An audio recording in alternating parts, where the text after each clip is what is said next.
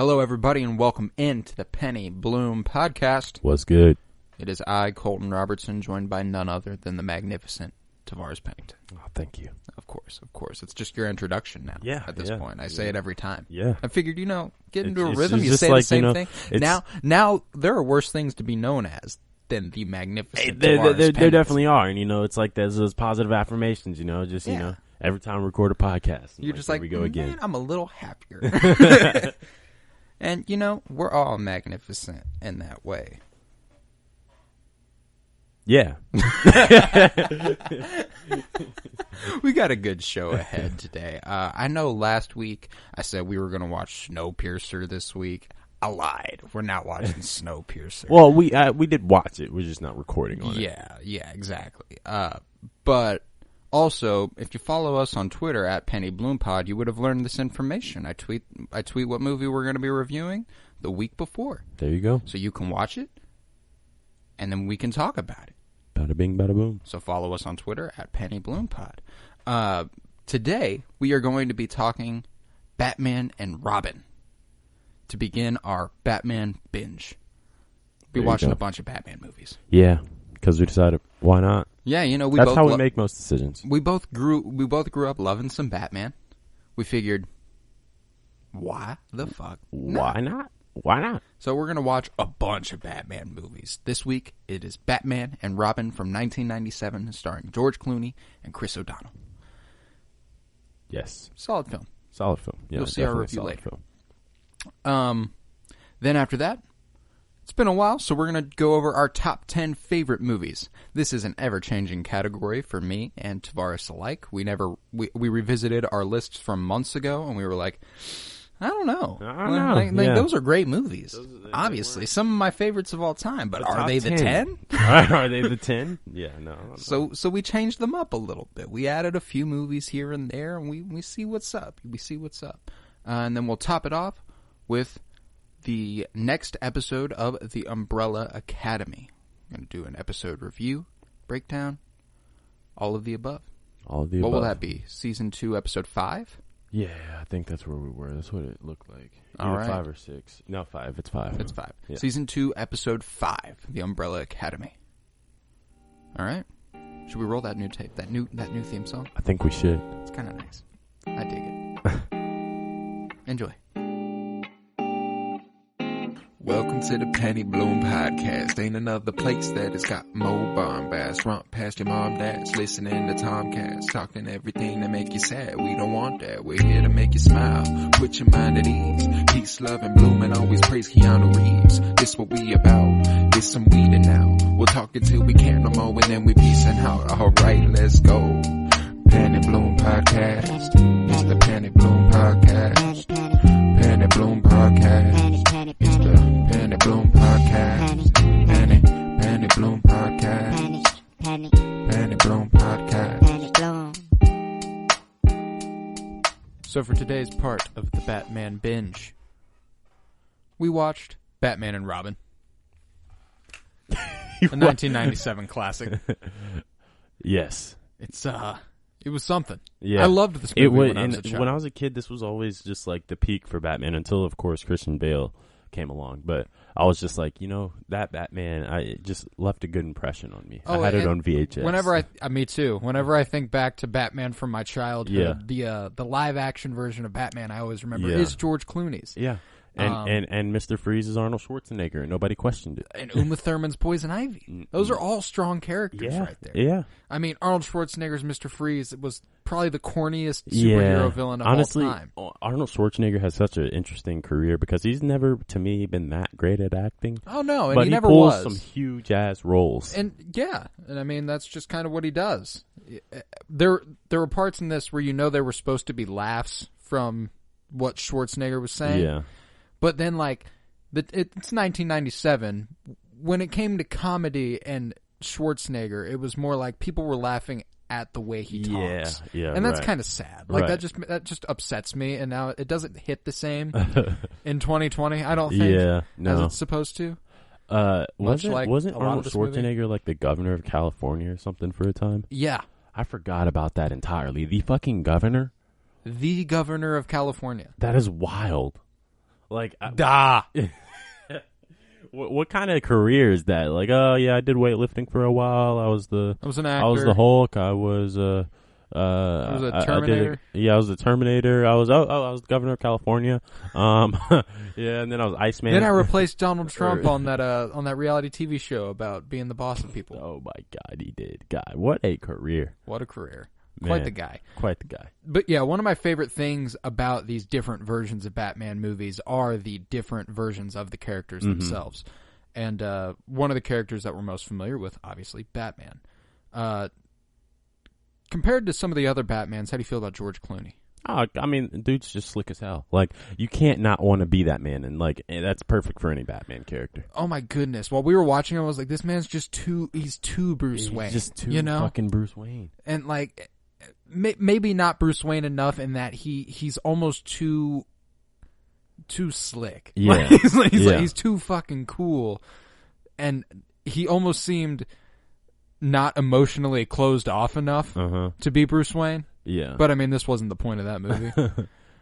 It was more to be like, Bruce Wayne's just cool as hell. Yeah, right. you gonna see. You go see. And I love George Clooney in this role. When he was talking, he had the perfect Batman and Bruce Wayne voice. He did, and he's just like so smooth, and you're like, man, that guy is fucking rich.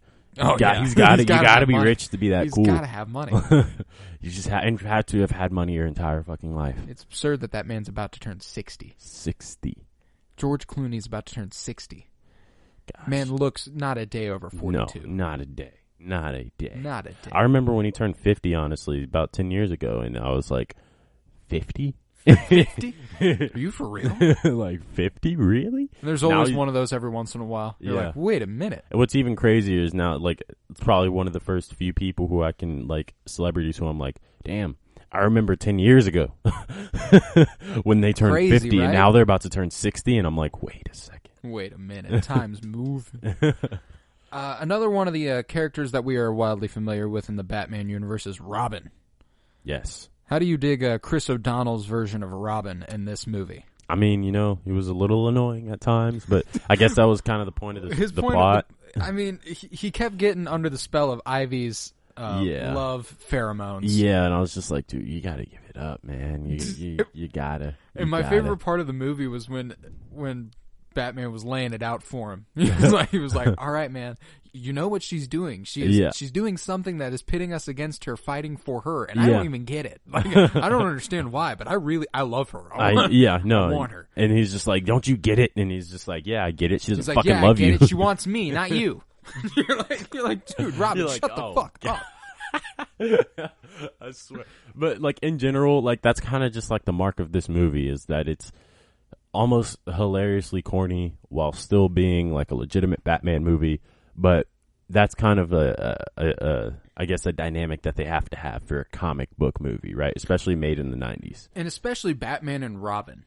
I don't know why, but when it lends itself to a more like boom, pow, splat type of feel, you know? Right, right. That's what they've come from historically, like the original Batman movies and stuff. Like those things are fucking. I remember I had one of them. So did I. Yeah, and we probably had the same one. Yeah, and it was all I remember about it is a boat. A boat. Yes, that's all I remember about it. And the shark when it and he just like kicks it out. Or no, it's on. I don't remember where it is, but it bites him, and he's just like fighting the shark while it's biting him, and I'm just like. Yeah, okay. And it had the spinning bat symbol and like and like oddly enough, probably a classic. I definitely watch it again. And it's because of the characters, obviously. And no matter what, these Batman movies are gonna hold some special place in my heart because they were created for people who like Batman. Exactly. And I love Batman. So I'm gonna watch the shit out of these movies. Yeah, no, it seems that their trend with making Batman movies was just to kind of be like, how can we make this as cool as possible and as funny as possible and have everyone love it? And it turns out with a bunch of corny jokes, pretty bad fight choreography. Let's kick some ice. Some weirdly over-the-top scene setting and stuff, which it still look good. Still look good, and that's what I appreciate about these like 90s Batman movies is that they don't have the technology that we have modernly, so all the sets are physical. Yeah. And it's not more creative, obviously. Uh-huh. It takes creativity no matter what, but it's just like you had to do more with less. Yeah, right. In terms of what you had going on there. And like the sets, like where Poison Ivy was posted up when Robin came and found the Robin signal. Yeah. Like that was a dope ass set with all the vines and flowers covering the walls and stuff. Everywhere Mr. Freeze was posted up, all the ice and shit. They were all just like really expressive sort of places, and it was like that's what made it really comic book. It felt like it felt like a layout for like a video game set, like or something like that, or like somewhere where you'd have like this like video game fight, or like they just do like a background in Injustice. Right. It's like the whole world is built around this idea that Batman exists, and so do supervillains, and they have fights. Yeah, exactly. That's what the entire world is built for. Yeah, that's kind of that's kind of the premise of any DC movies too. Yeah, like most places are designed for any superhero fight to break out at any moment. Right, which is oddly convenient. Another character that is wonderful in the Batman universe is Poison Ivy. And this one was played by Uma Thurman. Pretty undeniable. Yeah, no, she's definitely. For me, besides Batman, probably the best part of this movie. Is that the only on like live action Poison Ivy? I want to say so, but I can't remember. I don't remember any other Batman movies with Poison Ivy. I don't either. Huh. But I dig this Poison Ivy. Yeah, I guess the critics must not have liked her if nobody ever brought her back, though. Well, because it's kind of hard to do more than one thing with her story. It's like, I want to take down the humans because I love the plants. And it's a good premise. I dig it. That could be it, but somebody could, I think, turn that into a very interesting, like, sort of storyline nowadays. And they absolutely have before. Like, I've read, like, most of Poison Ivy's best stories for me come from Harley Quinn, too. Yeah. Because they go together good as a duo. Yeah. And in that Harley Quinn TV show, they're a good dynamic duo in that, and their stories are really, really good together. But Poison Ivy, like, the doctor she kills at the beginning of this is Jason Woodrue, and her story is always connected to that character because he becomes the Floronic Man, which is a flower guy. Like their origins are always tied together. Yeah. They always have a similar arc. They always end up facing each other. It's just like, eventually it's hard to come up with new things to do with Poison Ivy. Yeah, and movies always kind of rewrite characters so that they fit the plot more like easily, because it wouldn't have made sense to make Batgirl Barbara Gordon in this case, where Jim Gordon has, he's just mostly a goof. Yeah, like he's not really a relevant character, but instead they just like, oh, it's it's Alfred's niece, right? Yeah, Alfred's niece. Alfred's niece just pops up, and then she's there, and she's then Barbara, and she's you're like, Batman. wait a second, that's Batgirl. Yeah, right. And they even made a joke about how not PC the name Batgirl is, even though they made the rest of the movie. Yeah. They were like, Batgirl, don't you think that's not exactly PC? What about Batperson or Batwoman? Sign of the times. Yeah, and I mean, like, he's not wrong, but you also just had Poison Ivy, who was basically ruling men with her sexuality, which you could be done tastefully, certainly. Yeah. Because, let's be real, easily happens. Yeah, right. But, the way they go about it in this movie was so fucking funny. The way they go about a lot of things, it's almost like they were like writing the scenes and like, oh, I have this big extravagant vision, but how can we make it practically work? And they're like, well, they're gonna have to fly halfway across the room on ropes, and nobody's gonna question, whether or not gravity exists in this world. They're gonna have to drive their cars down the arm of a statue. Yes, and fly off a finger onto a nearby rooftop. Yeah, and that's exactly what happened. And see, I respect the vision. Yeah, it's got vision. It's high ambition, and the CGI for the time, not bad. Not bad at all for the 90s. And like when Mr. Freeze was freezing the whole city of Gotham, not bad. Yeah. I also like how the solution was conveniently satellites are equipped with thawing technology to unfreeze cities. Yeah, interesting. Maybe they really are. And I also feel like they use the fight scenes more as like to progress the story. So like, because like if you think about like a fight in the Dark Knight trilogy or something, those fights are usually just like isolated instances where like the two, like the villain and the hero finally meet or whatever, and then they get to going, and there's not like it's not always about necessarily what's happening in the story. It's about what's already happened. So it's like the fight scenes are like their own It's the things. culmination of everything. Yeah, it's the culmination. But these, I felt like they're doing dialogue and they're telling the story while the fights are happening. And that's what makes it such a 90s feeling, and super comic booky, because it's the villain stereotypically explaining his plans as he battles the hero, and the heroes are like, not today, Mr. Freeze, shit like that. And then usually when they do just show like things from the fight happening, it's just like random shit, like Mr. Freeze's goons just skating. Being like, yeah, yippee, haha, it's a bunch of us. Woohoo! We're not actually doing anything. We're just kind of skating around and looking sort of menacing. But I also love that Robin and Batman come equipped with ice skates in their shoes. Click your heels once. Click your heels, and you got ice skates. There you go. Just in case, and it turns out they needed them. I never would have guessed. Yeah, no, I never would have guessed either. I mean, I guess they did. Apparently they did. But my favorite parts of this movie were certainly George Clooney's Batman and Uma Thurman's Poison Ivy, I have to say. And the sets, overall, I really enjoyed them. The music was pretty stereotypical Batman. I dig it. Yeah.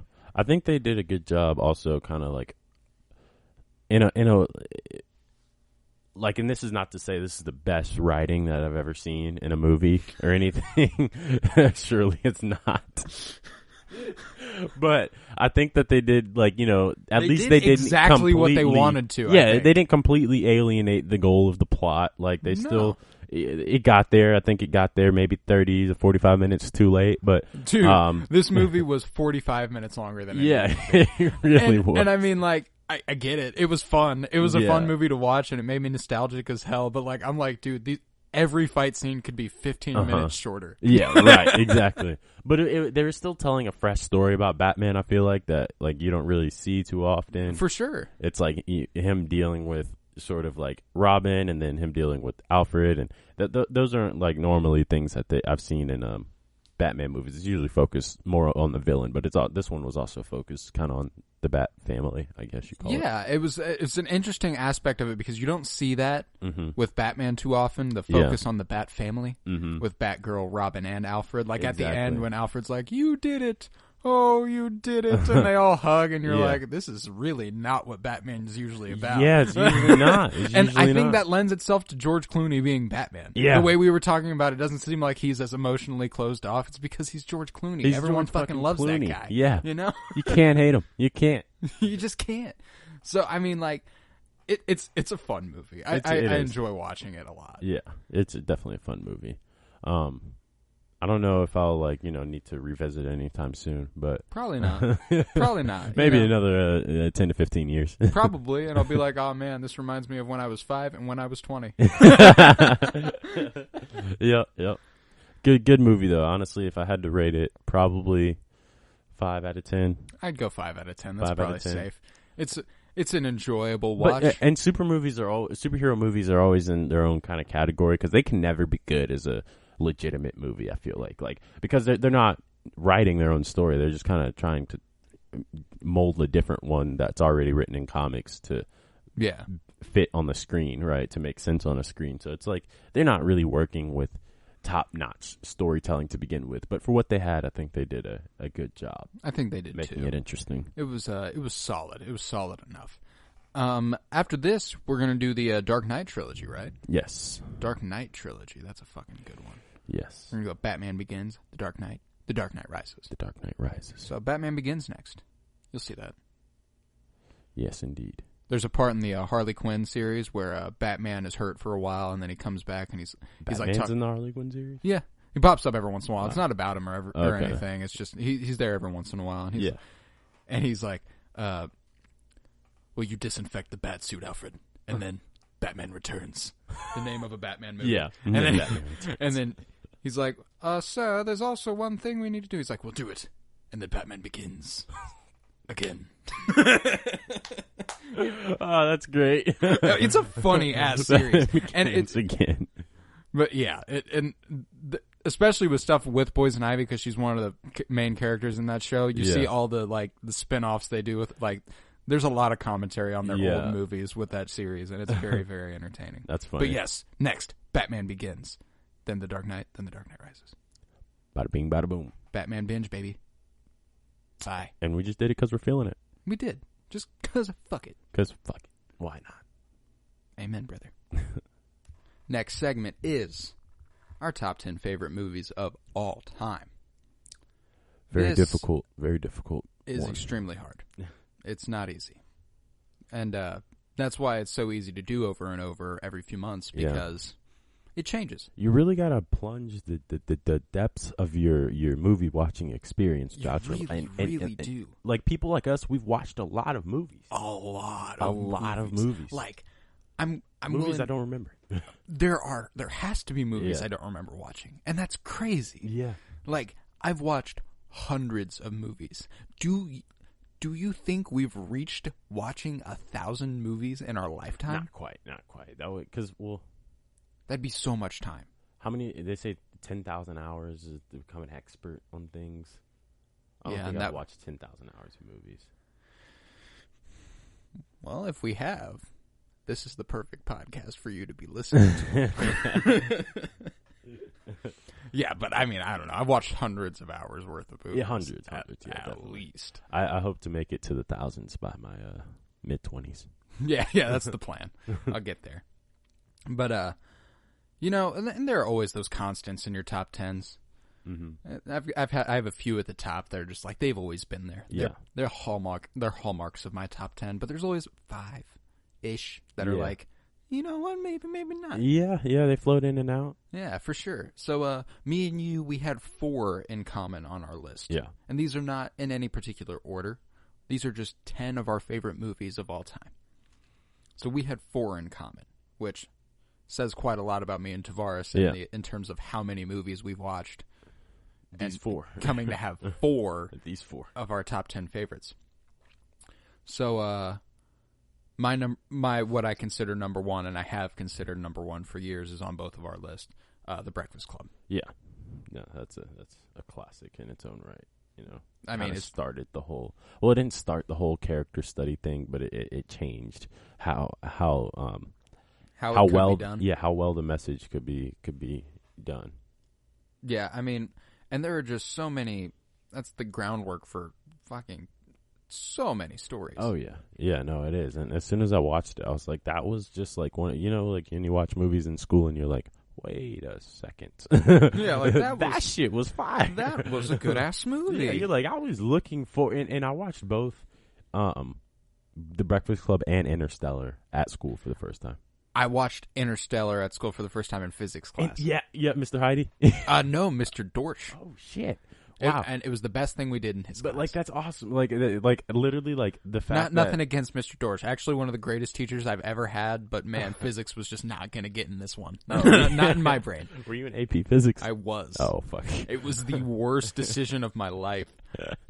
Like, I did terrible. And it was also the semester that I had knee surgery. Oh. So it was just all, a fuck. Yeah, it was all that's fuck. That's fucked. But the fact that, like, I just walked into class one day and there's, like, the teacher was just like, hey, we're watching Interstellar for the next, like, 3 or 4 days. It's a long movie. It's I was like, long-ass movie. It took us, like, 4 periods, and I was, like, looking forward to AP Physics so much every day that I was in there. I was like, oh, fuck yeah, we get to go watch Interstellar. First day, I was like, yo, I'm waiting on 7th hour. Like, hold on. And, like, I didn't actually end up getting to finish it. I had a debate tournament that Friday, so I didn't get to go to class. Go home and watch it. Yeah, and so I pirated it. That was one of the first movies I've ever pirated. Where I was like, I need to watch it, and I don't have the money to buy it, so I'm just gonna find it, and I did. And Interstellar, another one that is common in our top 10. Yeah, me and you both have it. Another movie, not on my list, but another movie I watched in school for the first time was A Beautiful Mind. We mentioned that in searching for these top 10. Yeah. Yeah, I watched that Steve Hawking one? No, that is A Beautiful Mind. No, that's the mathematician guy. Yeah, it's a mathematician. I remember. I think I watched. It's played by Russell Crowe, and yeah, the guy who plays Vision is Paul Bettany, isn't it? What class was that? AP Psychology. Oh, okay. We're watching it in a different class for some reason. I don't remember why. Yeah, I was looking at maybe sociology. Yeah, that's exactly it. Yeah, it's probably one of those two because it's about a guy with schizophrenia. Uh-huh. But it's so fucking good. I love that movie. Didn't make my top 10 though. Another common one on our top 10 is Blind Spotting. Yeah. I mean, you gotta watch it. I don't know that I've ever had a better movie theater experience than I did watching. And I got to have it twice, and I just feel so grateful about it. Oh, you do. Like, you have to. I was like, I'm so grateful to you because you just went, we're going to see Blind Spotting. I think I did do that, yeah. I was like, what's that? And you were like, you'll love it. And I remember hedging my bets on that, and because like the first time I watched it, literally I was with a friend. We don't hang out like all that often. Like we moved, and so we were just hanging out randomly. He was like, "Hey, I got free movie tickets," so we went, and we were like, looks like the best thing. I don't know what the fuck it is. We just watched it, and by the end, I'm like, Yo. And dude. I don't think he processed it. He's not, one of those movie type people. So I don't know if he he was like, good movie. I was just like, movie. I don't. Good movie. You don't even have to be a movie type because every person I've shown that movie to, they are shook. Oh yeah, for 20 minutes after. 20 minutes, yes. Like for at least 20. Like we made it all the way to the fucking what streetcar? Oh, Casey streetcar. Yeah. And I sat in my seat. I didn't speak, and I was just like, you're just like fucking hell. Yeah, that movie, man. I don't know how they fucking did it, but that's always got to stay in the top 5 for the rest of my life. Just and that last on principle. See both faces or see both pictures. I am both pictures. Oh, shit. I was like, oh my god. At first, I was like, is this dude rapping right to this dude, like holding a gun? This is weird. And then I was just like, wait a second, this is something different, like completely different, like something that has never been done. Oh, and I mean, like I'm just watching my jaws on the fucking floor, my eyes are wide open, I'm on the edge of my seat, I'm just like, oh my fucking god, what the fuck's gonna happen? Bro, so good. Just watch it. Just watch it. Oh my god. And then the last in our common top 10 is The Dark Knight. The Dark Knight, which, honestly, I think we don't even need to discuss it much. The greatest superhero film of all time. Yeah. Greatest superhero villain of all time. You'll hear about it next week or the following. Yes, the following. Because next week's Batman Begins. After that, The Dark Knight. Oh, shit. We'll be diving into that bitch. Okay. Yeah. I guess we'll commit to that now. Yeah. We're doing it weekly. Yeah, okay. Fuck it. it. Batman Binge, baby. It's on. But yeah, The Dark Knight. So, we've got 6 that are uncommon. Give me one of your 6. Boys in the Hood. Boys in the Hood. Like when I think of movies that just hit, like this was like Boys in the Hood was what Blind Spotting is to me. But like I don't have the same relationship with that movie because I didn't get to see it released and stuff, and it wasn't about like contemporary times and stuff like that, or necessarily like any circumstances that I can like relate to. But like it's still just a fucking classic. Perfect. I mean, and the slate of characters in that movie. Oh yeah, slate of actors. Cuba Gooding, Ice Cube. I mean, Cube. Lawrence Fishburne. Lawrence fucking Fishburne, And bro. Lawrence Fishburne has one of, like, literally, this man taught me, like, gentrification. And what's crazy about it is, like, that scene, like, is still, like, I just, like, feel like I can just remember it exactly, like what exactly that scene was about and what he was trying to explain there when he was talking about, like, why the liquor stores and the gun shops and the like poor convenience stores are all like in the same area and things like that. And like I just remember grasping that concept so well from this like from these lines like, of dialogue. Okay, yeah, that makes sense. But then it's like 10 years down the line, I'm talking to white people and absolutely, like I've brought it up on multiple occasions. I wrote an entire poem called Boys in the Hood, an entire poem, brought it to workshop, and people were like, why is it called Boys in the Hood? And I was like, there's a Ricky line in there. Then you look at the rest of it, and it's the plot. It's the plot of Boys in the Hood. And then like I was just like nobody, even my professor. I was remember like, you sending it to me, and you were like, "You get this, right?" Yeah. I was like, "Yeah, it's the movie Boys in the Hood." Yeah. And like nobody understands. And it's just like. Those same white people are the ones who, when I say gentrification, they actually ask, what does that mean? Like, I've had college juniors ask me, and seniors, be like, what does gentrification mean?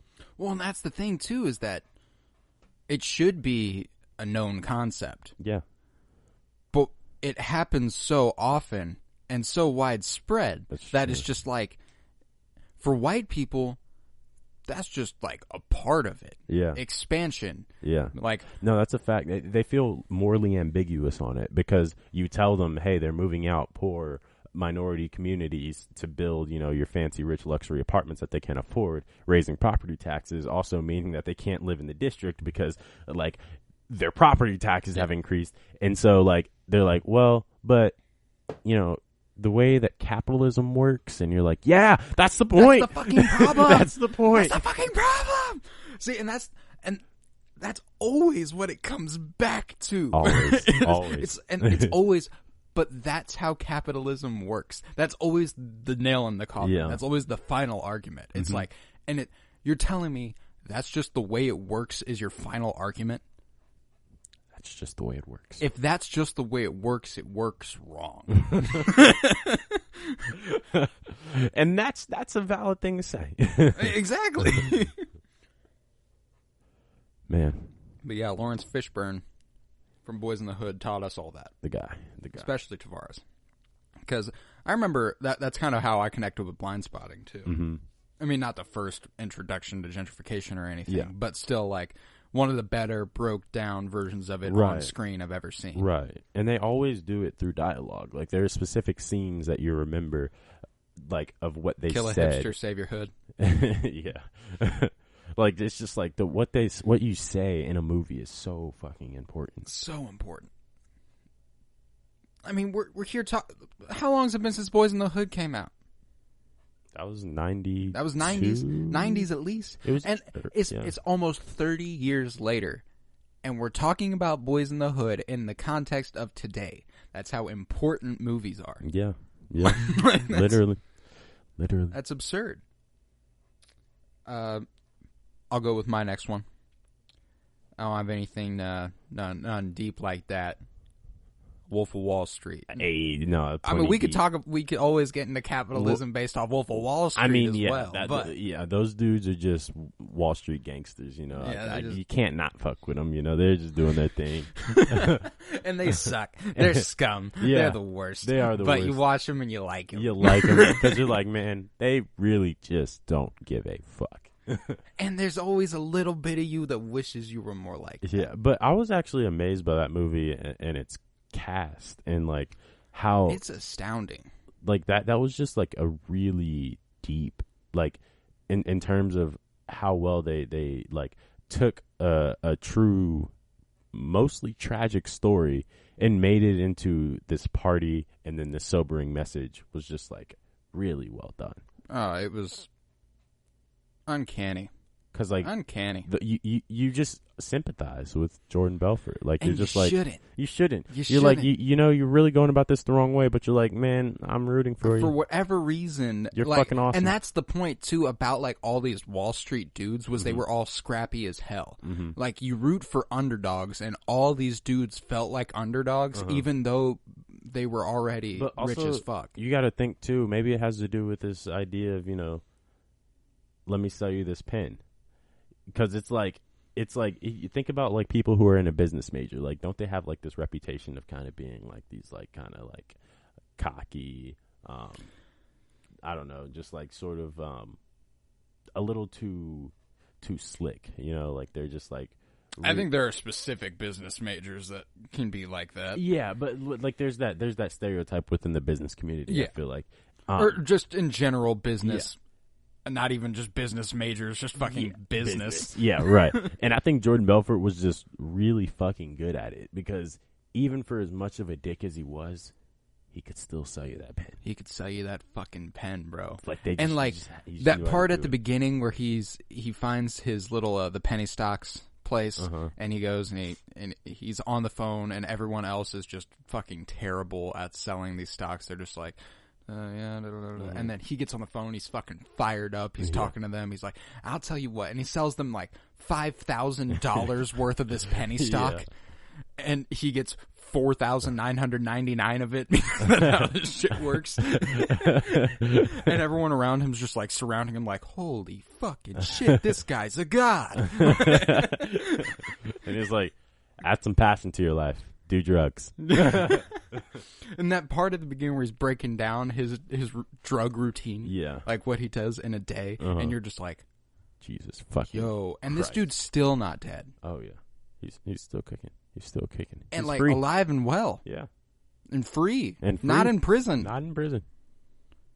He lived that life. It's a white man who worked on Wall Street right there. That is exactly true. That's exactly true. But yeah, just and there's so many fucking great scenes in that movie. Oh yeah, I love it. And I mean, Margot Robbie is just unbelievable in that movie. Jonah Hill is absolutely amazing in that movie. I mean, obviously Leonardo DiCaprio, Leo. And I loved his dad in that movie, Rob Reiner, the guy, the older guy who yells a lot. Oh, yo, he was great. He was actually one of the best parts of that movie. Yeah, when he's in there explaining, he's like, "What the fuck are you doing with this business? What the fuck are you doing?" It's like, you're going out, you spend $50,000 on dinner. And then didn't they get raided like shortly after that? Yeah. That was man, that was funny. and just I'm not leaving. I'm not fucking leaving. I'm not fucking leaving. Iconic. Just Iconic. Nothing better. Just few scenes to get me as hype. You're just like, yo, he has these people. He has them by the balls. By the ball. They did. He had don't them care. at his whim. He's like literally Jesus. He's like, she needed to pay off her school, so what'd we do?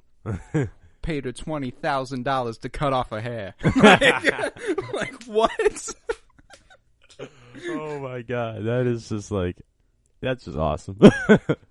It's unbelievable, man. And think about it. It's the Wall Street version of a mob movie. It is. It's exactly that's what all it is. Because that's why you enjoy mob movies, because you watch them and you're just like, yo, they don't care. They just do what they want. Are the worst, but they're fun to watch. Yeah, like if you had their life, obviously you'd be like, I'd get overwhelmed. Oh yeah, but yeah, I couldn't do it. I couldn't do it. No fucking way. But I mean, like you watch it and you're like, God, I wish I had a little more of that. I don't give a fuck. I know, God. I give too many fucks. And I give very few fucks. I give very few fucks. But it's just enough, to not be Wall Street dickhead. Yeah. What's your next movie?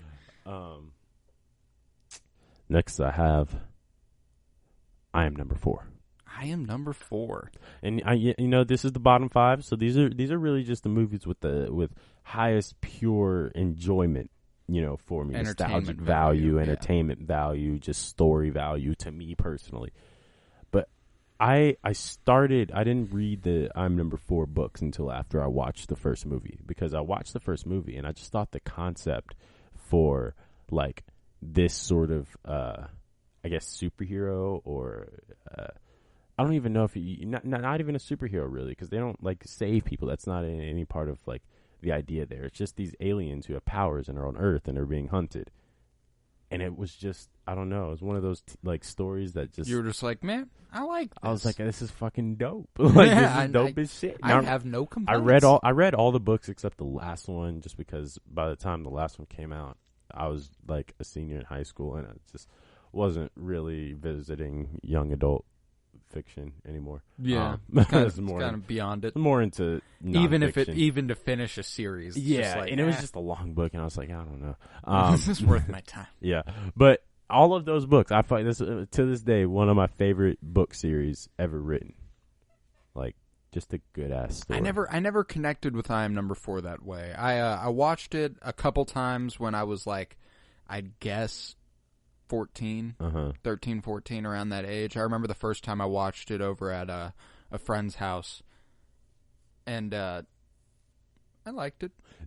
But I wasn't like... What I realized, though, was that like that's totally understandable, because the book or the movie does not do the book justice. Really? Whatsoever. Not in the slightest. No, like they have like maybe 30 to 40% of the book in the movie. God damn. And they twist like how the powers come about and things like that, and like sort of what the circumstances are when the movie starts. So it's like you don't get to. It's like an anime. It's like with certain anime stories, people don't like it because it jumps in. Yeah. Like it just jumps in, and like there's this universe that they have to learn about. Yeah. But like good animes start from literally nothing. Like they start from when these characters are just children, and then it shows you sort of like what exactly they have to deal with, and what became of themselves. Attack on Titan. Yeah. And then you become invested that way, and it's like I think it was. Well, that's kind of the case with a lot of really good shows too. It's like the world building is extremely important. It's the most important thing, I think. Like, oh, it is. I mean, if that's what you're going for. Yeah. If you're going for like an expansive universe in which you have to know a lot of things, then you don't just drop me in it. Slowly build it around me. You know, like another great example of that is Game of Thrones. Game of Thrones. You start in Winterfell. The whole first episode takes place in Winterfell, and then you expand. Yeah, you start with Daenerys as like essentially a slave. Yeah. Then she burns millions. Yeah. What? Like, Where'd that come from? You start with Tyrion as a drunk, and next he's making the decision on who should be king.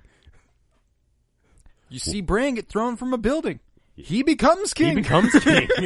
It's like you wouldn't ever imagine that they would go this far, but they do. And that's like the stories that it seems like are the top-notch stories, are the ones that people get most interested in, are the ones that they can grow to relate to. Because I mean, that's how stories are told in real life. Like that's just it is. I'm gonna have to go back and add a disclaimer to the beginning of this segment to be like, there are spoilers for the end of Game of Thrones. If you have not watched it, please do not. Yeah, please do not. And they're gonna be listening. like Game of Thrones. This is about movies.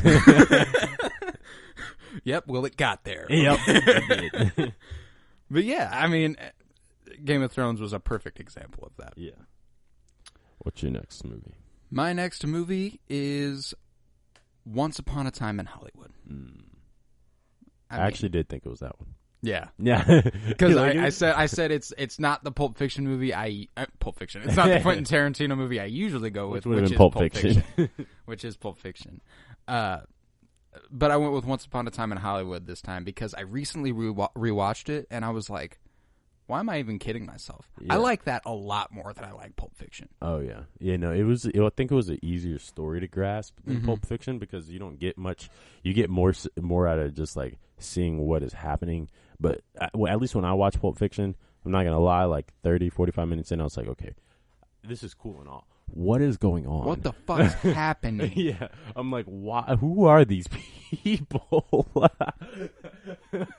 Wait a minute. And who are you? Do you ever even figure out really who Samuel L. Jackson and John Travolta like are like besides hitmen essentially? No, I mean we just kind of follow them like, and that's what's interesting though is that they did with those two characters what we do with Cliff Booth and and Leonardo DiCaprio's character.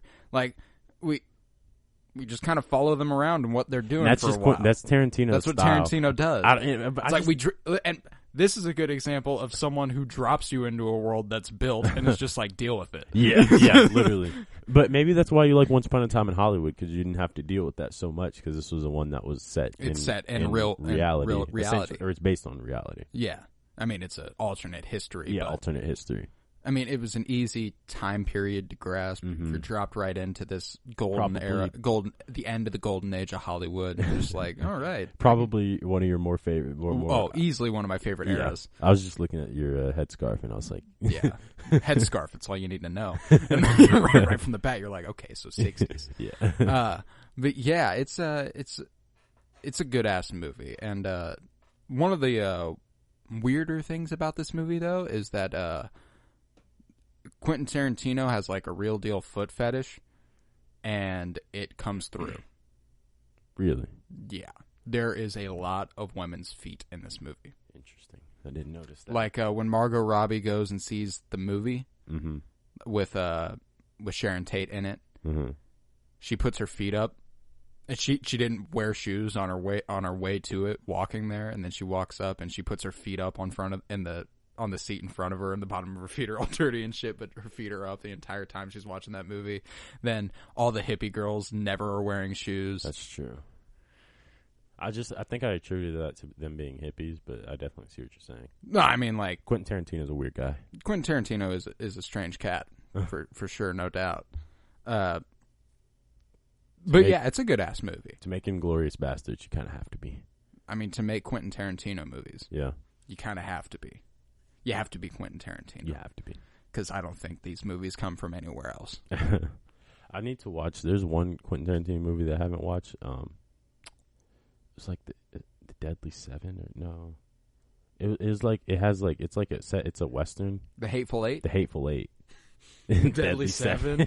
The Hateful Eight. I don't know. That's funny that's what came. Well, what's funny is there's also a Netflix movie called The Ridiculous Six. Yeah. What is the seven? There's got to be a seven out there somewhere. I think I was thinking of a Seven Deadly Sins.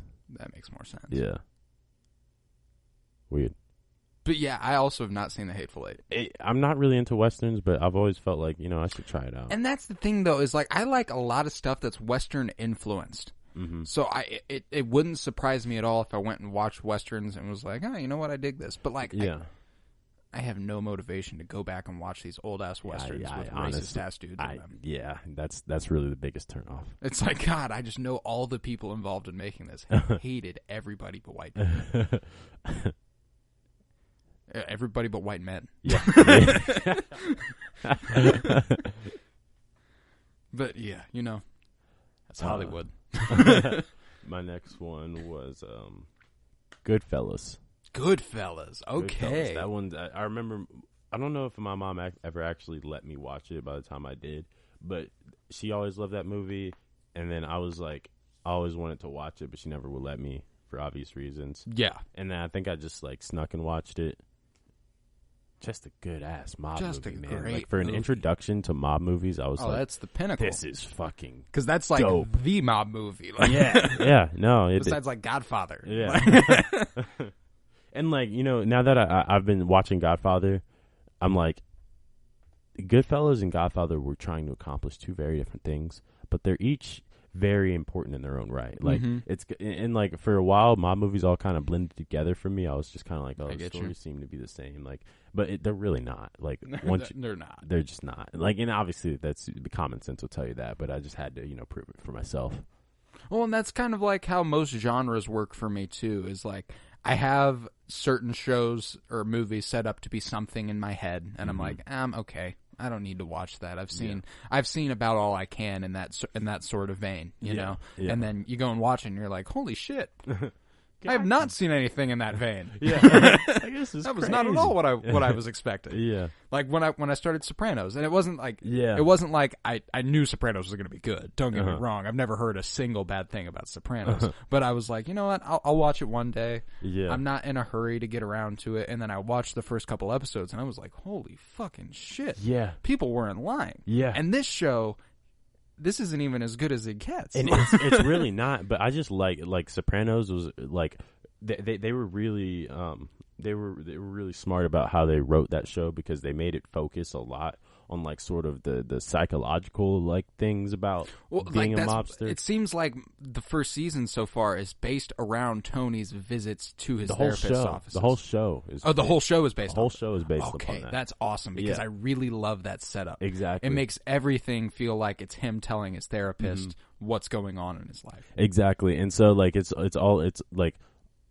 in this weird way by displaying toxic masculinity, misogyny. Yeah.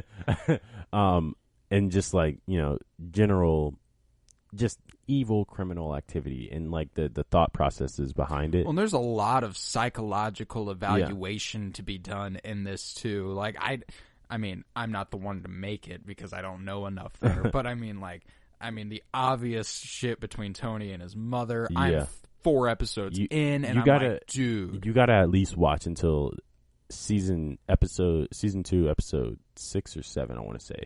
Jon Favreau is in there. Oh, fuck yeah. And he's like playing himself. and it's he's playing Jon Favreau. He's playing Jon Favreau. Oh fuck yeah! And just a whole episode around Jon Favreau basically trying to make this mob movie with this guy. It's one of the best. It's one of the best. That's cool too TV because I just watched. Christopher Moltisanti was like, yeah. You don't think I got offers from Hollywood? You think I couldn't go out there? And Tony's like, you think I haven't heard them? He actually goes Get the fuck out. He actually goes to Hollywood. That doesn't surprise me. I I figured it would at some point. But anyway, Goodfellas, great movie. Great movie. Great movie. Good movie. Good movie. Goodfellas. Good. Yeah. Good movie for Goodfellas. My next movie is Return of the Jedi. I had to get a Star Wars movie. I figured. I always do. I thought about it. And this one's just a personal favorite of mine. You know, it's every time I watch, it's a comfort movie. It's one of those ones I watch it and I'm like, you know what? I'm happier than when I started this movie. You know, because by the end you get that last little shot of them all sitting on the forest moon of Endor, all the Ewoks moving around and shit, and I'm like, you know what? Shit might be okay. Shit might be all right. Yeah, no, that was the Return of the Jedi. I feel like was that movie was like weird. Like it was the movie where I was like, this felt like almost an intermission, but it was just so blissful. It like, was because it like I don't, if I remember correctly, I haven't seen it in a while, but like the story, like they don't do much more than that's the movie where Luke Skywalker gets introduced. No, this is the last movie in the original trilogy. Oh shit, that's with Darth Vader. That's where Darth Vader turns and okay. Kills Emperor Palpatine. Yeah, okay. Yeah, that one I was just like, this is a weird spot to end it. But okay. Yeah, like I didn't understand what the Star Wars trilogies like were at that time. Like, yeah. And see, that's the thing too, is that they were originally just a condensed, like that was it. Yeah. There was never a plan to go beyond that or introduce anything before that. So it was just so fucking huge. It was massive. Fucking huge. Yeah. And I appreciate Return of the Jedi because it was just, people once thought it was the end, but then it didn't end up being that. Like, and it's not going to be. It's definitely never, like, it's not even close to being done now. This shit's going to go on for fucking ever. As long as they can milk it. And they will. For a while. But yeah, Return of the Jedi, fucking great movie. What's your next one? My next one was Four Brothers. Four Brothers, okay. And like that movie. Four brothers in a van. Wasn't it Two Brothers? There was Two Brothers, okay. yeah. Two brothers in a van. And then the moon hits. And what do you do then? But yeah, that you can't get a much better cast. Mark Wahlberg, strong. Andre Benjamin, 3 stacks. Tyrese Gibson. I want to say Eva Mendes was in that movie. Maybe, perhaps. I haven't seen it in forever. Hold on, let me look it up. But this movie was just kind of like, it felt so goddamn Detroit. Like it had that you know how Blind Spotting just captured Oakland? Yeah, this movie was fucking Detroit, and it was just like one of the most amazing experiences I've ever had watching a movie, because like you get so invested in this like very gritty story, and this was probably one of the grittiest movies I've watched, like one of the first like really gritty movies I'd watched. Like I this was another one of the movies I snuck and watched. This was after Goodfellas. Yeah. This was after the downward slope where I was just kind of like, fuck it all, I need to watch this shit. I'll watch all the movies. But it was just like the story was so fucking like tight and like true. It was just real. It was a real ass story. Like shit, it's how shit really happens. And I'm like, this is like, it just stuck with me. I don't know what it was. It just stuck with me. It was there with me forever. And that's a good movie. That's the mark of a good movie. Sofia Vergara. Ooh, Sofia Vergara. She's a good one. She's a good actress. Chiwetel. You know, you've seen 2012? Yes. The black guy. Yeah. Let me see him. Terrence Howard's in it. Yes, I recognize that man. Yeah. Terrence Howard. And like it was just like, I feel like that movie doesn't get talked about much at all, but it was Taraji P. Henson's in it. I forgot about that. Damn, they were stacked. Cast. They were stacked, and John Singleton directed it. John Singleton. Okay. I was like, yo, this is. I think I have 2 John Singleton movies on my top 10 list too. Yeah. I don't think I was really paying it. We've got 2 Christopher Nolan ones. Oh, we had 2 Christopher Nolan ones that we had in common. Oh, yeah, no, Christopher The Dark Nolan's Knight and Interstellar, both Christopher Nolan films. He's just a legend. Just a legend. Just a legend. Just a legend. 3. I have 3 John Singleton movies. God damn. He directed Boys in the Hood. Yes, he did. Holy shit. I forgot about that. What 3 were they then? Well, my next one. Just go ahead. Okay. Just go ahead. Too Fast, Too Furious. Too Fast, Too Furious. Yes. That's. I did not see that coming. Yes. But he also, I never knew, I always knew John Singleton was a legend, but like, he's got 3 of your he's favorite a movies legend. of all time. He's also got Baby Boy, Higher Learning, Poetic Justice. Poetic Justice. Like, what the fuck? You get Tupac and Janet Jackson in a film together, it's going to be iconic. Yeah, it just is. It's the bottom line. Oh, and he does Snowfall. I didn't realize that. I'm gonna have to watch Snowfall now. Oh, I have to watch. My dad fucking loves Snowfall. Really? Yeah, and he says it's kind of in the vein of what he wanted The Wire to be, except it's less cop centric. Okay, so it's that's better. Nice. That's honestly what took me out of The Wire. Like, I started it, I got like maybe 5 or 6 episodes, and I was like, I'm tired of hearing about the police.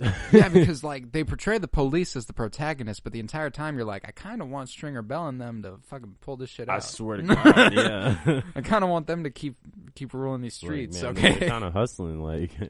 Yeah, I mean, ain't nothing wrong with Avon Barksdale, but yeah, it's Snowfall. I've heard is fucking solid, but so your next one was Too Fast, Too Too Furious. Fast, Too Furious. That movie just like why of all the Fast and Furious movies, Too Fast, Too Furious?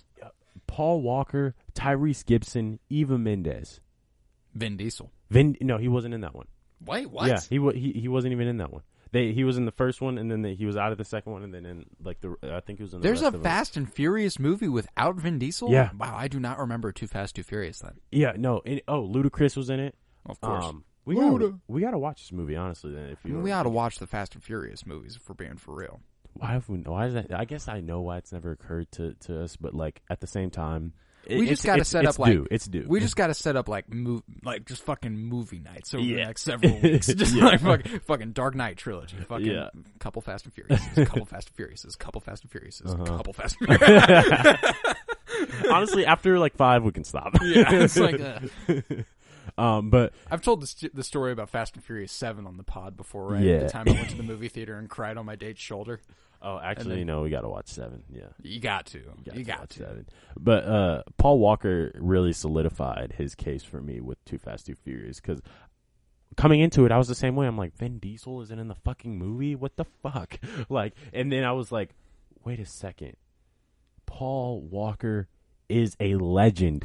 What am I kidding? Why did I care? Yeah, why did I care? I'm like, yo, I will watch any movie with this man as the main character. I just will. He has that. I was talking about this with my friend about Al Pacino. No.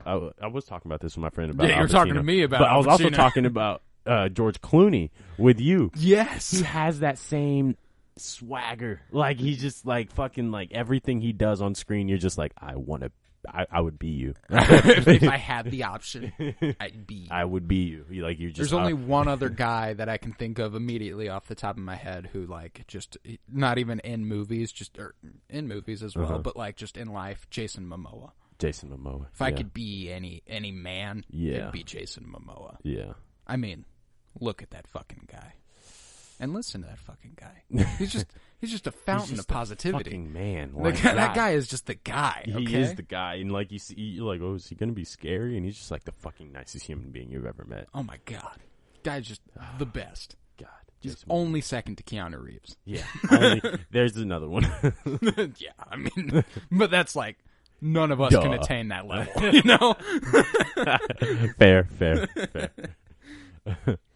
But yeah, no, Too Fast, Too Furious. We got to watch that. And that just felt like such a street racing, like street culture movie. And you know, there was a time in my life where I fucking loved the Fast and Furious. I'm sure most boys. Mm-hmm. That's what got me into. That's why I like cars, kind of. Like, I'm not into cars or anything, but I just I'm enjoy not either. cars. But any time that I ever there were times in my life where I was like, oh fuck yeah, I want like a Dodge Challenger and I want to suit that bitch up. And then you're like, wait, that's expensive. Yeah, and I'm like, I don't need that nice of a car. Yeah, I know. I can just drive around in anything. Yeah, right. As long as I get there. But yeah, I mean, and those times in my life, it was because I fucking loved the Fast and Furious movies at that time. And it was one of those things that I always came back to. It was like, oh, I'm hot on it for a few months, then a couple years later, I'm back on it, and then the same thing happens over and over again. My next couple, I've got, wait, were those your last two? Or do you have one more now? I think I have one more. All right, then I'll do two more, and then I'll top it off with my last one. I've got La La Land. There you go. Of course. I mean, we talked about this just maybe, was that last week? 2 weeks? 2 weeks ago, maybe? I don't know.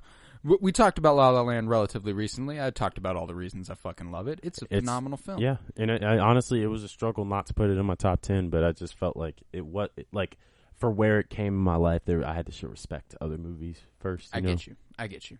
And that's one of the interesting things about these movies that I noticed is I have 2 from 1985 and before, and the rest of the 8 are like 2009 after. Really? It's like or 2008 after. It's like if you came between 1996 or 1986 and 2000 fucking 7, sorry. Sorry. You ain't make it. I only had 4 movies after 2010. I guess Return of the Jedi was 83. So yeah, 85 and on. Okay. Yeah, I had four movies after 2010. All of the rest were in the early 2000s and 90s. I've got Blind Spotting, Interstellar, Once Upon a Time in Hollywood, La La Land. Those are all within the last 5 years. Damn. Yeah. Yeah. And then Wolf of Wall Street. That's within 10 years. The Dark Knight. That was 2008, so just outside of 10 years. Yeah. Yeah. I mean, it's all right there. And then after La La Land, Friends with Benefits. Friends with Benefits. Interesting. Yeah, this is I've the never one. actually seen that. Oh, dude, I fucking love it. It's one of the ones that I just threw in here for the 10 spot. Yeah. It was like okay, this one's ever changing. Let's throw a movie in that has held a special place in my heart for a really long time. And Friends with Benefits, probably my nostalgically favorite rom-com of all time. Really? It's got Justin Timberlake, Mila Kunis. Timberlake. Those are the leads. Oh, Justin Timberlake and Mila Kunis. And I watched this movie probably a little too young because it's called Friends with Benefits. It's all about sex. Yeah. I was probably 13 the first time I watched it, which, I mean, arguable. I definitely remember people watching that when it came out. Yeah, and I mean, because it was like a conjunction with like No Strings Attached with Ashton Kutcher and Natalie Portman. Those movies came out at like the same time, and they were like the same exact concept. Okay. Everyone was like, "What the fuck? These are basically the same movie. They just released twice." Yeah. But Justin Timberlake and Mila Kunis, it's a fun movie that makes you happy, and there are parts that you're like, "Oh, fuck," just like any other rom-com where you're like, oh, goddamn, I thought they were going to be together. Yeah. Then they have to break up for a little bit, and then they get together. And then they get together. I like the reliability of a rom-com. You know, it's always going to end happily. Definitely. Yeah, I like that too. And this movie like culminates in the song Closing Time by Semisonic. Oh, yeah. Closing time. That song just brings up so many weird feelings. Time for you to go out to the places you will be from. I don't know what it is about that song, but that is one of the particular white songs that just like hits. It hits the weirdest for me though. Like it makes me feel so conflicted about like my enjoyment of it. Yeah. Like I'm like, oh, this is nice, but. No, I remember the first time I watched it, I was like, I'm in love with this song. Really? I was like, this song is everything. Did you not know it before then? No. Okay. So, I mean, and I was like I said, about 12 or 13 when I watched it, And I mean, 12 or 13-year-old white kid, here's closing time for the first time, falls in love. It's a story written in every white kid's book. But it's it's a nostalgic favorite song of mine. And see, that's the thing too. I don't know if I love the song for the song itself, or if I have that song forever associated with my favorite romantic comedy of all time, and therefore it sweetens the song up a little bit. What's weird is like I'm thinking I have it associated with like a particular experience, because I always heard them like the first time I heard it I was at a summer camp and it was like a dance or something. Yeah, and like at the end of it, it was like we threw like this big dance like right before we all left, and like they would always play it. And I went to this camp like two or 3 years, I can't remember. But I was always just like, you know, I kind of fuck with y'all. You know, we had a good time. You know what? It is I ain't closing never gonna time. see y'all again, probably. Every new beginning comes from some other beginning's end. He really said that. I was just like, yo, you know what? He's sad. Right. Like, damn. And then you know how everyone does the dance or whatever?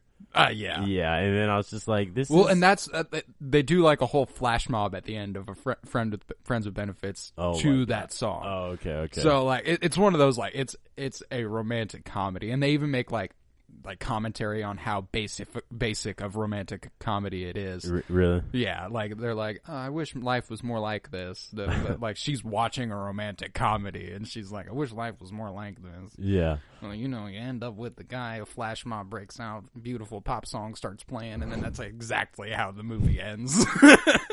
Happened no time ever. God. But it's a happy movie. Yeah. It's a happy movie, and I enjoy watching it. What's your last one? My last one is Blue Streak. Blue Streak? You mentioned this in the Martin Lawrence. Mentioned this in the brainstorming part.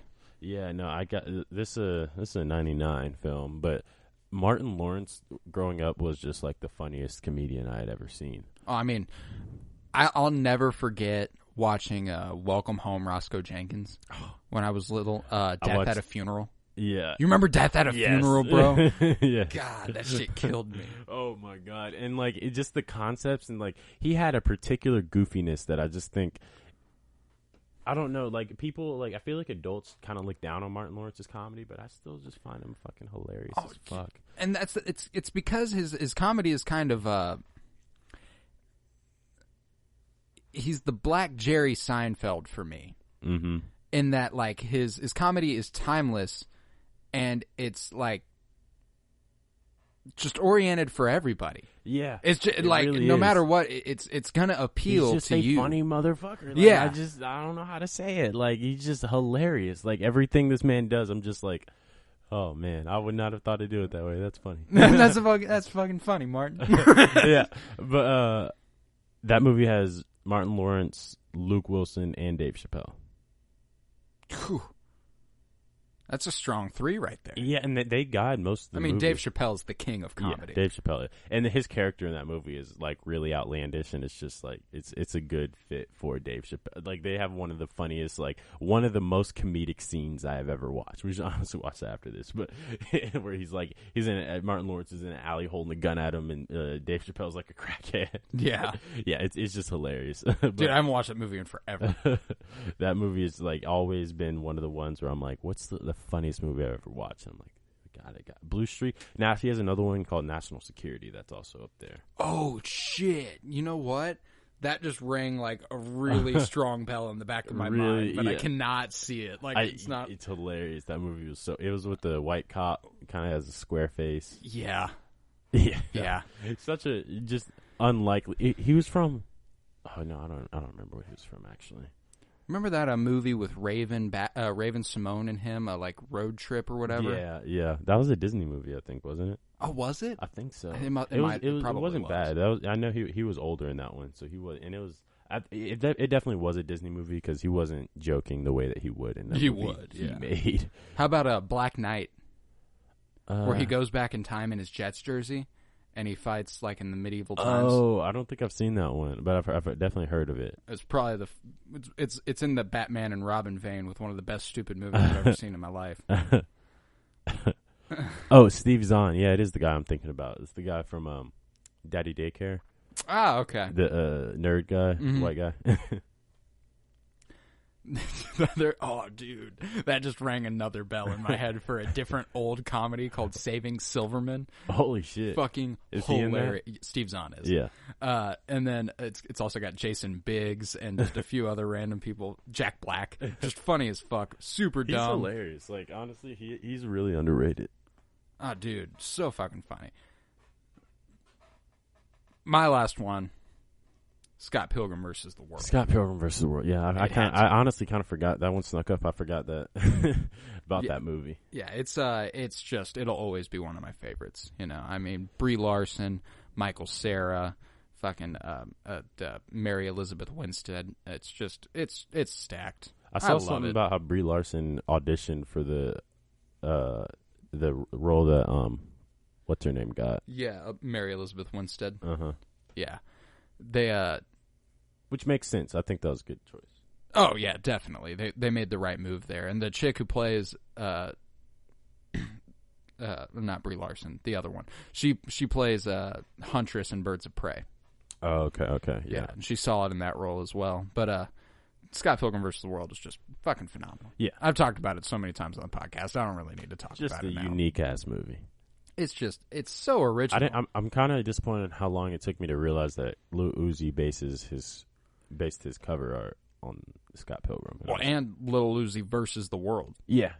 I was just like, I didn't even realize that was such a big influence for him. Oh, he fucking loved Scott Pilgrim versus the World, like and Scott and Ramona. Movie. Yeah, he's got a song called Scott and Ramona. Yeah, and I don't know why none of that ever clicked, but he like I can see it. I can see why that would be a Lil Uzi movie. Oh, absolutely. I mean, just the video game weirdness. I mean, you got Brie Larson and Chris Evans. Think about the sounds of that movie. You got Captain America and Captain Marvel in this movie in 2010. Fuck, I forgot. He's fucking Chris Evans has been in so many low key movies. Like he was in. You remember that Not Another Teen movie I was talking about? He's in that. Oh my god. Because that was like the guy he played up until Captain America was the douchey guy who was like that. Yeah. The fucking like. Oh, you want to fuck with me, Scott Pilgrim? I'll beat your ass. And then he's like, I'm Captain America. Yeah. And then he's just the noblest hero of them all. And that's how you know they're a great actor. It's true. I'm glad he's getting more expansion into like Knives Out territory and stuff like that. Because that character, I haven't even watched the movie, but I can tell his character is cool as hell. It was cool. Yeah, it was cool. Shall we move on to The Umbrella Academy? I believe it is time. Next segment. So, Season 2, Episode 5 of The Umbrella Academy, titled Valhalla, which is in Viking mythology heaven. It's the land of the dead, which at the end they have their own little Viking funeral. This makes sense. They do. So, I dig that. It was a solid episode. Yeah, it was. It was one of those ones that just had a lot of good sequences, I feel like, to it. Like, it was just very pleasurable to watch. I was disappointed when it ended. I was too. I was like, wait, credits? Credits? Oh, damn it. That's upsetting. Even these notes, they're really concise. There's not much to it. It was just a pretty quick, it felt quick. Like, yeah. It was like, all right, that was straight to the point, and it was pretty much all gas. That was a good one. that was definitely a good one. So we'll do this as usual. I'll go through hitting the high notes. Then we'll do Under the Umbrella. See what part of this episode reminded you of you. You know. All right. So from the beginning, we get a little montage of Pogo. We are introduced to him as a primates of Congo. Mm-hmm. And he was an OG space monkey. OG space monkey, the first ever to hit the skies. Yeah, and some shit went sideways. Yeah. Unfortunately, so and he goes down in a fiery crash. And we see Reginald Hargraves give his lady friend the serum. They plunge it into his chest. Now Pogo's a real live boy. He's all good. He's all good. And then we see him reading. We see Reginald Hargraves reading Latin to Pogo, which at the end of last episode 5 yelled something in Latin at Reginald, and I think that's what that was hearkening back to. Yeah. So he reads his children that. Probably, yeah. So that was interesting. I wish I knew what it meant. Yeah, and I'm sure we could probably figure it out, but it's just typing things into Google. But next we see 5 and Lila and Diego all get together and talk for a second after their whole debacle up there. And Five is like, come around this way. You will get clapped, Lila. Next time I see you, I'm going to kill your ass. Compute, but you know, this ain't your language over here. This ain't your squad. He says you fight like you know what you're doing. And that's like, a good I'm point. Concerned. And Diego was like, you know what? He's right. He's got a good point. You always seem to do exactly what we need you to, exactly whenever we need it. You have been highly trained. Something's up. Yeah. Something is afoot. Something is afoot. Perhaps the game. But Diego feels betrayed by Lila, and she had a pretty good out for the end of last episode. Where I mean, Five is in a kid's body, you know, so she could be like, "Of course, I went and helped the kid, not you, Diego." But Diego's like, "Come on, man. Yeah, you know what it is." Right. We then see Klaus waking up from a hangover.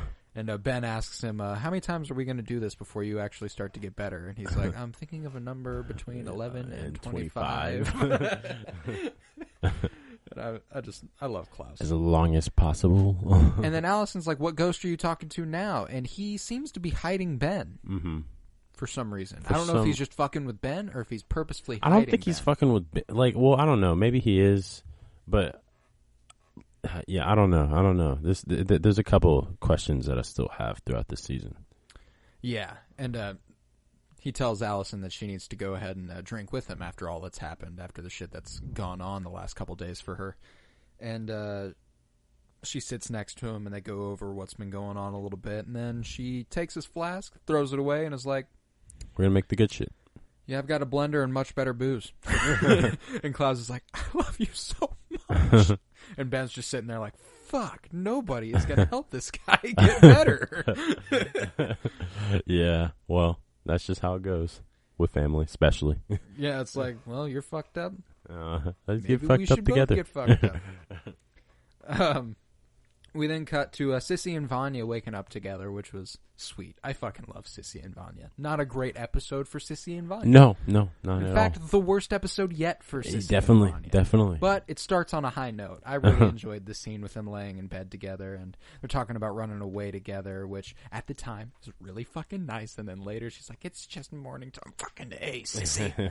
You're so 1960s. You're so yeah. You're such a conventional woman. I mean, and that's what society was expected of her. Yeah, that's all society was for women at that time. It's disappointing. She's just like, yo, like, why don't you just do what you want? I'm not disappointed in her. Don't get me wrong. I'm disappointed in what the circumstances in which she feels this way. You know.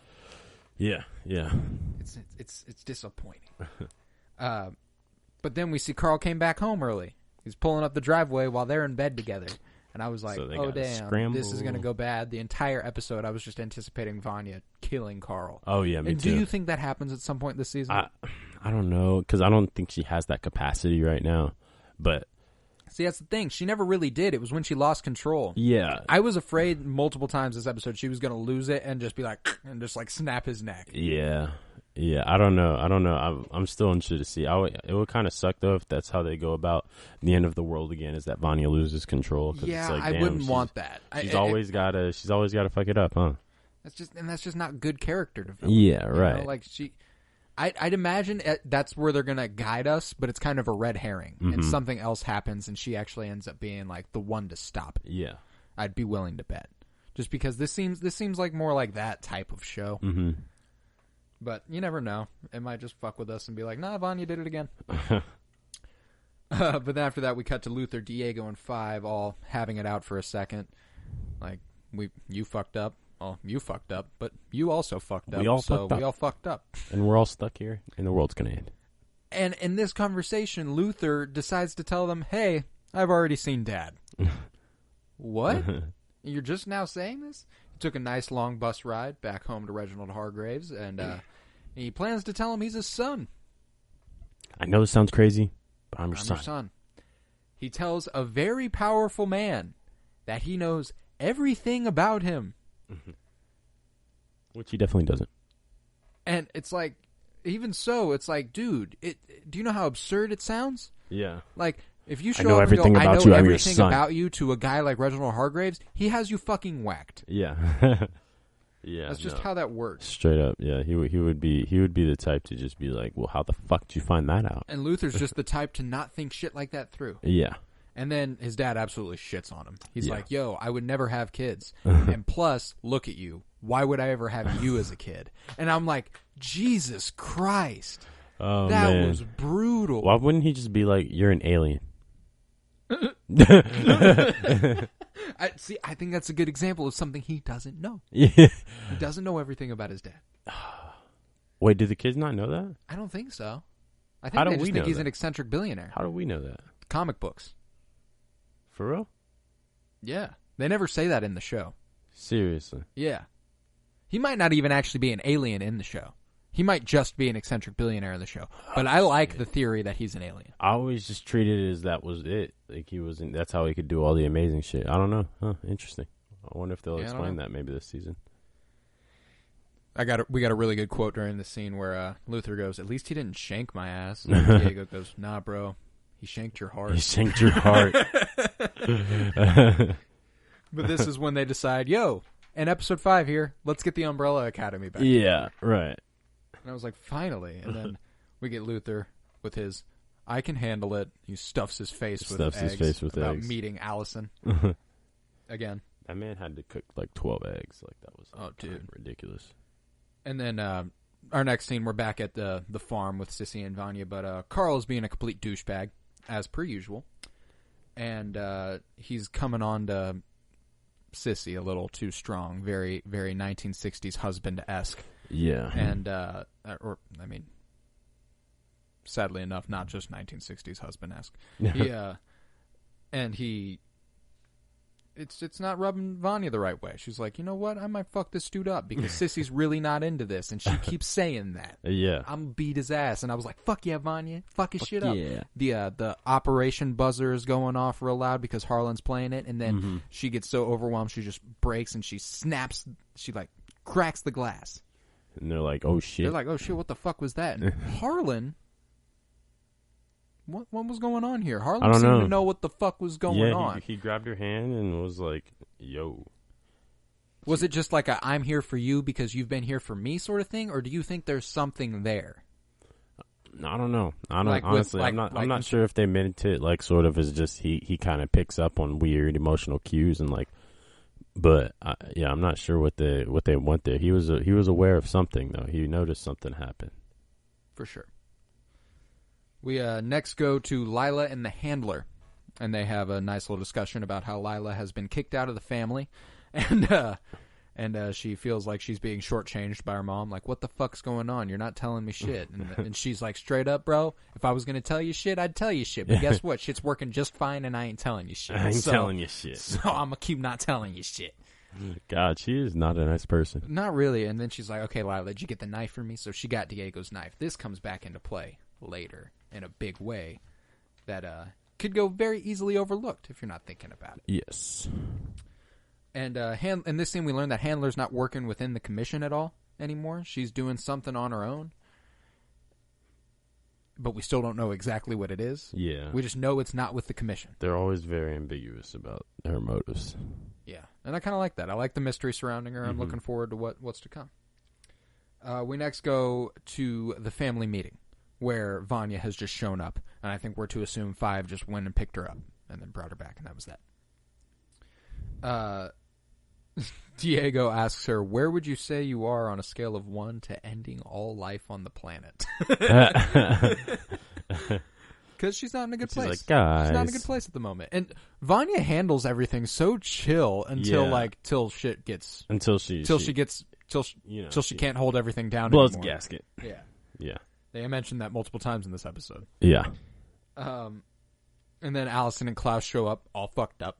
Because it's fucking hilarious. And Klaus walks in. I don't know if this is possible, but did we all get sexier? We all get sexier. I mean, he's just a legend. And then Klaus joins on that hug between Allison and Vanya when they meet for the very first time. For Vanya, you know. Mm-hmm. Then Handler and Lila pay the IKEA Mafia a visit. Give them the coordinates for Diego, as far as they are concerned. We next cut back to the meeting of the family. And I really like having them all together. We don't get to have them together very often, so it's nice to have them all in the same place. Yeah, they never start out together. They're always estranged. Mm-hmm. Diego proposes the idea that they kill their dad. To which everyone's like, what the fuck, Diego? That is an answer. Jesus Christ. And Diego is so set on saving JFK. Oh, yeah. Like, I mean, who wouldn't be? Yeah, I mean, I agree, but like, it's the way the history went, and them trying to change things is probably what causes the end of the world. So if you know you made it to 2019 and JFK was killed, it's probably not the best idea to save him if the world ends in 6 days and you don't know what happens after that, you know? Yeah, fair. Like, it's just the odds here. I'm just playing the odds. But it's JFK. I'm going to save him, you know? I'm going to save him if I have the means. And, yeah, fair enough. They're all really not set on going until Five's like, okay, guys, I saw you all die. I saw the shit happen. I really have tried to block it out, but guess what? It fucking happened. I have to deal with it. Yep. And they finally are like, okay, I'll give you a little bit. I'll give you a little bit. But Luther's being a bitch as per usual. And he's like, no, I'm out. It sounds like you're asking Daddy to come save you again And I was like, wait a second, how'd you get that out of that? They're the ones saving things. They just need, like, your dad's at the center of this shit, Luther. Yeah, like they need to. Just because you don't want to face your dad doesn't mean you can't. You have to. Yeah, exactly. This is part of it. He's like, no one's going anywhere. And then we see Lila's there. She just like shows up. I was like, yeah, I don't know. That was really random. After Luther throws Five off the stairs. It seems like that would have been for some reason to distract him from the group for some reason. Yeah, I guess we'll see because the episode ends with him and the handler being together. Oh, well, yeah, I guess it was probably to lure him to talk to the handler, honestly. Yeah. I bet that's what it was. But then Vanya, Allison, and Klaus decide, you know what, let's go get some tacos, because are tacos really going to cause the end of the world? And Klaus is like, could they? One way to find out. They could. They could, you never know. The Mexican Armada, it comes down. They shoot with their tomato weapons. But then next we see Luther and Diego taking a walk, and they're arguing about their dad because they both have very interesting relationships with their parents, more so than the rest of the group, I'd say.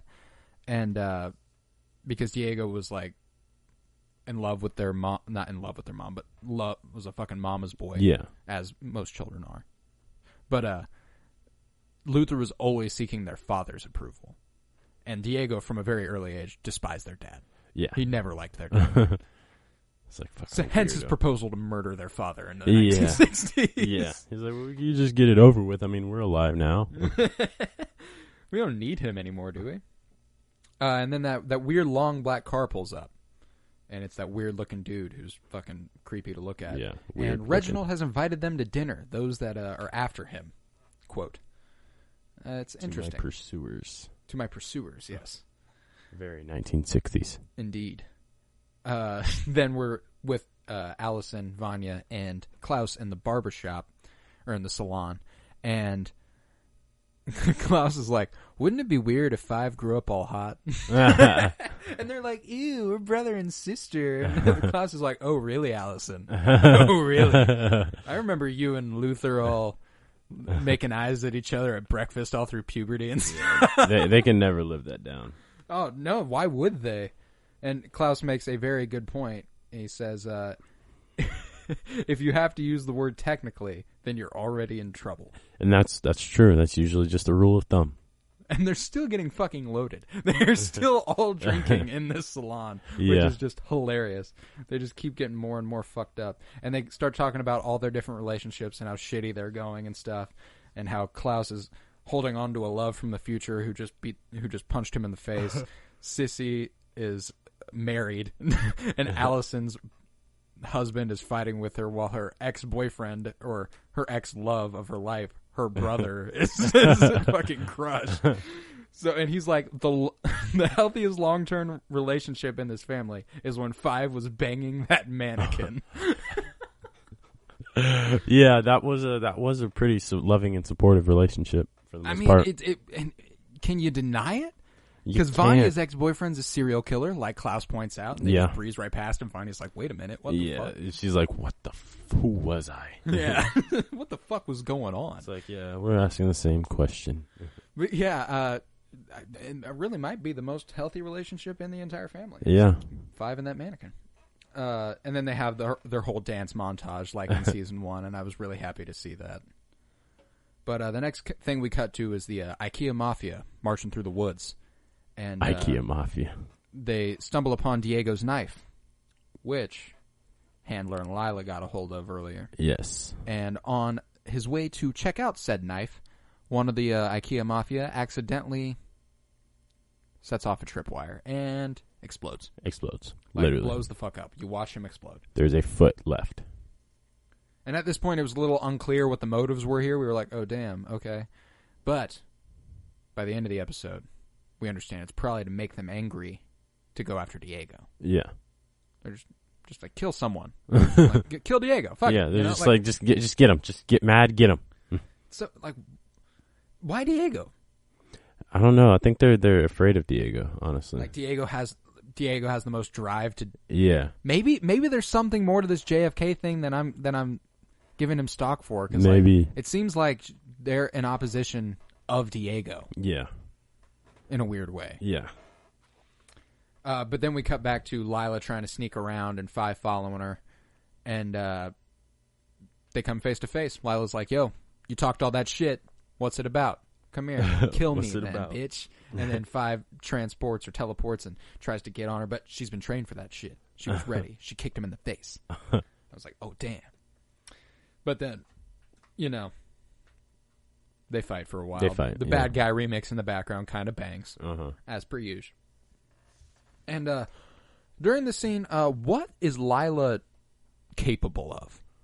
Why, when 5 teleports, can she be across the room? Apparently, within a he second? figured it out because the handler mentions that, like, "Yo, you figured it out." But I was just like, I didn't. I don't know what the fuck was going on. She was just appearing in different places. But I don't think she was teleporting or anything. I don't think she was physically. It didn't seem like she was physically moving. Like, the way that the camera was cutting was weird, but I was just like, it seems like there's some sort of illusion happening. I don't know what was going on. Yeah. And he says she fights just like all your other commission. Right. But I don't remember the commission doing that. Me either. But if he's calling her simply average, it can't have been something super complex or super skill oriented. Yeah, she was like, "You're better than anticipated," and he's like, "You're entirely average." Yeah, it's like, damn. Like, God damn, man. Okay. I was like, I thought you were having trouble for a second there. I guess not. It looked like you were kind of having a good fight. We then next see Vanya go back out to the farm with Sissy, and she's all drunk and shit. Which she's all drunk. She's gonna confess her love. Yeah. She was she's drunk. That happens. Yeah. She's like, "But Sissy, we could run away together. We could be together now." It's bullshit. It's all bullshit. But Carl wakes up, and he's a complete fucking dog. Just a pig. Just the worst. Yeah. And he comes up, and I was like, "Vanya, just kill this man right here, bro." God damn. What did Carl ever do? No, I mean, like, he's done a lot. I mean, he's the worst, but I mean, killing him's extreme. Don't get me wrong. Don't kill people. It's a pretty good rule of thumb, and I doubt that would look good to Sissy. Fair. She was just like, "You know what? I'm gonna murder your husband. I'm off him real quick." Yeah. But yeah, and Sissy tells her, "You can't understand the pressures I'm under," which she can't. But yeah, I mean, it's the societal pressure. She's got to be the good wife. Yeah, and I mean, she wants to keep her father there, or her son's father there. Yeah. But what good is he? Her son would be better off with Vanya and Sissy as parents. Not much just good. Off top. That's basic. And then Vanya's like, "We have 6 days," and she's like, "Till what? I can't explain." Like, bro, you can't just say 6 days to somebody. Yeah, I know. That's horrifying. You just call somebody, be like, 6 days. Hang up. They're gonna be like, wait a fucking minute. You can't just do that shit. And then Vanya stomps off, and it doesn't look good for the world. No, it doesn't. The world's in danger now. Then we see the Viking funeral that the IKEA Mafia is having for their homie, and we see one of them scream, and it's like, okay. They're angry. They're motivated to kill this motherfucker. Yeah, they're ready. Get it now.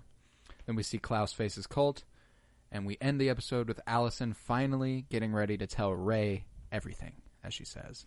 About fucking time. About time, definitely. That's all you got to do. It was a good-ass moment. It was a good-ass episode. Good-ass episode. Action-packed. A lot of progress made in this one.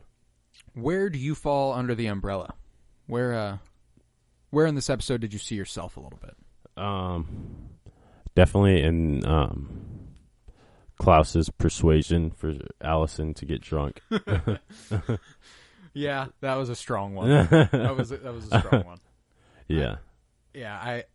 I think when's a better time? Yeah, when's the better time? And I have to go with Luther in this episode, and I never want to be like Luther, but Luther in this episode where Diego's like, "Are you sure you can handle seeing Allison again?" And he's like, "I can handle it," and then he keeps stuffing his face. I can handle it. That one hit me. I was like, that's a little bit too. That's a little too me. Yeah, I can handle it.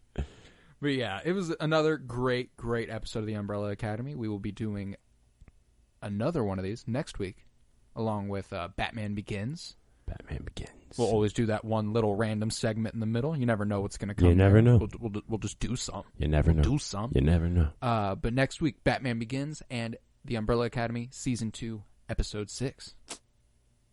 I have been Colton Robertson, joined by none other than the magnificent Tavares Pennington. Oh, thanks. Of course, man. Of course. Follow us on Twitter at PennyBloomPod. Like, rate, and review. Share this podcast with your friends. We would like to grow as a podcast. That's one of our goals here. Usually the goal. It's usually the goal of the podcast. Yeah. If you didn't like it, you probably didn't make it this far. But don't bother leaving a review if you didn't like it.